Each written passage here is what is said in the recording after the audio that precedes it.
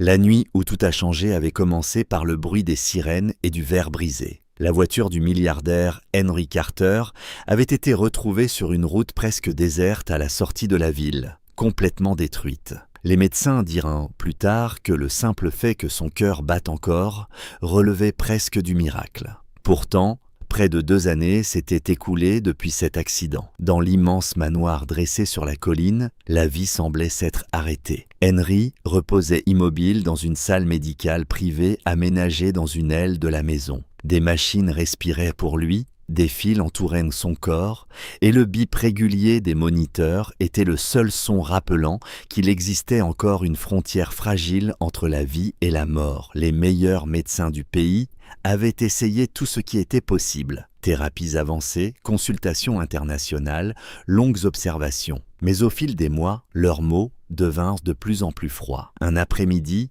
l'un d'eux dit doucement à la vieille femme assise près du lit: « Vous devriez vous préparer au pire. Nous n'avons plus rien à tenter. » Ces mots restèrent suspendus dans l'air comme une ombre lourde. Henry Carter avait autrefois été un homme dont le nom ouvrait toutes les portes. Sa signature pouvait changer le destin d'entreprises entières, et les réceptions dans son manoir attiraient les personnes les plus influentes de la ville. Mais maintenant, les grandes salles de la maison étaient presque vides. Les partenaires d'affaires avaient cessé de venir. Les amis qui riaient autrefois autour de sa table avaient soudain trop d'occupations pour lui rendre visite. Une seule personne refusait de quitter la chambre: sa mère. Chaque jour, elle s'asseyait près de lui, tenant sa main immobile, murmurant des prières comme si elle croyait qu'au fond de ce silence, son fils pouvait encore l'entendre. Et dans toute la maison, une autre personne refusait aussi d'abandonner. Une femme à qui Henry avait donné une chance lorsque personne ne voulait l'écouter. Olivia. Olivia travaillait dans ce manoir depuis 3 ans, et elle se souvenait encore du jour où elle avait franchi ces grandes portes pour la première fois. À cette époque, elle était une mère seule, sans argent, sans recommandation et sans personne pour parler en sa faveur. Les autres employés la regardaient avec mépris, chuchotant qu'une femme comme elle n'avait pas sa place dans la maison d'un homme aussi puissant. Mais Henry Carter n'avait posé que peu de questions. Il l'avait regardée calmement avant de dire simplement « Tout le monde mérite une vraie chance ». Ce jour-là, il lui donna un travail, une petite chambre au fond du manoir et un sentiment de sécurité qu'elle n'avait pas connu depuis longtemps. C'est pour cela que lorsque tous les autres commencèrent à disparaître de cette maison, elle resta. Elle nettoyait les couloirs, changeait les draps, aidait les infirmières et parfois restait simplement assise près de la porte de la salle médicale, comme pour empêcher la solitude de devenir la seule présence auprès de Henry. Dans la petite chambre du fond, elle vivait avec sa fille de 4 ans, Sophia. La fillette était tout pour elle. Une petite lumière joyeuse dans cette immense maison devenue silencieuse. Un matin froid, Olivia se réveilla brusquement en sentant que quelque chose n'allait pas. Sophia bougeait sans cesse sous la couverture, son petit corps tremblant. Lorsqu'Olivia toucha son front, son cœur se serra. L'enfant brûlait de fièvre. « Oh mon ange !»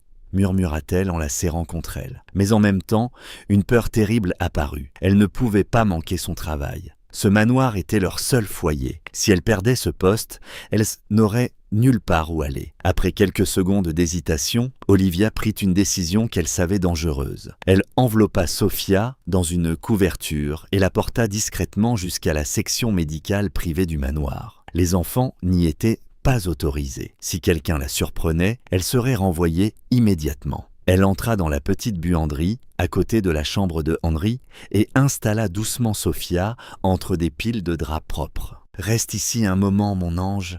Maman revient vite », murmura-t-elle. Elle ignorait qu'à cet instant précis, le plus petit cœur du manoir allait changer le destin d'un homme que tout le monde croyait déjà perdu. Sophia essaya de dormir entre les draps doux, mais la fièvre rendait chaque respiration lourde. La couverture lui semblait soudain trop épaisse et l'air trop étouffant. Elle commença à pleurer doucement en repoussant le tissu avec ses petites mains. C'est alors qu'elle entendit quelque chose, un son régulier venant de la pièce voisine. Bip, bip, bip. Pour les adultes, c'était le bruit normal d'un appareil médical. Pour une enfant de 4 ans, c'était un appel mystérieux. Sophia essuya ses yeux et se glissa lentement hors des draps. Sa tête tournait encore, mais la curiosité était plus forte. Elle s'appuya contre le mur et fit un pas, puis un autre. Le son la guidait. Bip, bip, bip. Elle s'arrêta devant la porte de la salle médicale. Au centre de la pièce se trouvait un grand lit blanc entouré d'écrans et de fils. Sur le lit reposait Henry Carter. Pour le monde, il était un puissant milliardaire, mais pour la petite fille, il ressemblait seulement à quelqu'un de très fatigué. Sophia fronça les sourcils et murmura doucement « Tu dors aussi ?» Dans son monde, les gens immobiles se reposaient simplement. Lentement, elle grimpa sur le lit. Le matelas était haut et elle était encore faible, mais elle réussit finalement à se coucher près de lui. Elle posa sa petite tête sur sa poitrine. « Moi aussi je suis fatiguée, » murmura-t-elle. « Ici c'est plus chaud. » Son petit corps, brûlant de fièvre, dégageait une chaleur vivante. Son cœur battait doucement contre la poitrine silencieuse de l'homme. En quelques minutes, Sophia s'endormit. La pièce redevint calme. Mais soudain, le moniteur à côté du lit changea de rythme. Bip, bip, bip. La ligne presque plate depuis des mois commença à bouger. Comme si quelque chose, très profondément en Henry, essayait lentement de revenir à la vie. Au même moment, Olivia parlait doucement avec la mère de Henry dans le couloir. La vieille femme semblait épuisée. Les nuits sans sommeil avaient creusé des ombres sous ses yeux. Depuis des mois, chaque conversation se terminait par le même silence lourd. Soudain, un son différent sortit de la salle médicale. Les deux femmes se figèrent. Les machines avaient toujours produit un rythme lent et régulier.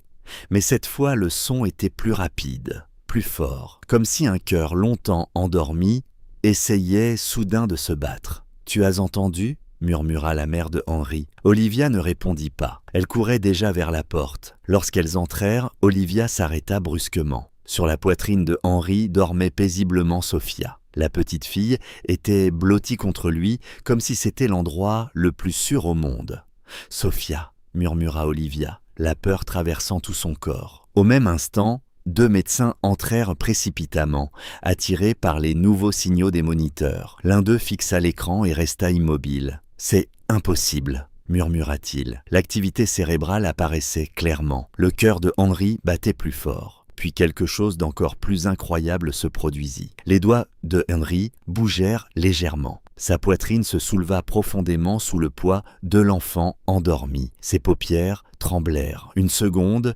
deux, puis les yeux de Henry s'ouvrirent lentement.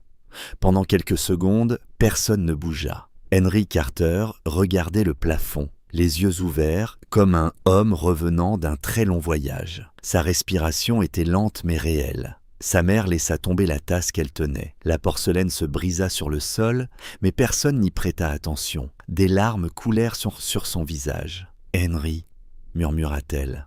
L'homme tourna légèrement la tête, essayant de comprendre où il était. Puis il sentit quelque chose, une chaleur douce sur sa poitrine. Il baissa les yeux et vit une petite fille endormie contre lui. Sophia respirait tranquillement, comme si elle était dans l'endroit le plus sûr du monde. Olivia se tenait à quelques pas, les mains tremblantes devant sa bouche. Les médecins regardaient les moniteurs sans comprendre. « Cela défie tout ce que nous savons », murmura l'un d'eux. L'autre regarda la petite fille, puis Henry. « Parfois, dit-il lentement, le corps réagit à des choses que les machines ne peuvent pas mesurer. » La pièce resta silencieuse. Sophia bougea légèrement dans son sommeil et se blottit encore contre la poitrine de Henry. Et dans ce grand manoir rempli de peur depuis 2 ans, quelque chose que tout le monde croyait perdu réapparut enfin, l'espoir. Si cette histoire a touché votre cœur, laissez un commentaire, un j'aime, et abonnez-vous pour continuer ce voyage ensemble. Bon, osistoti potiye sadia masizita.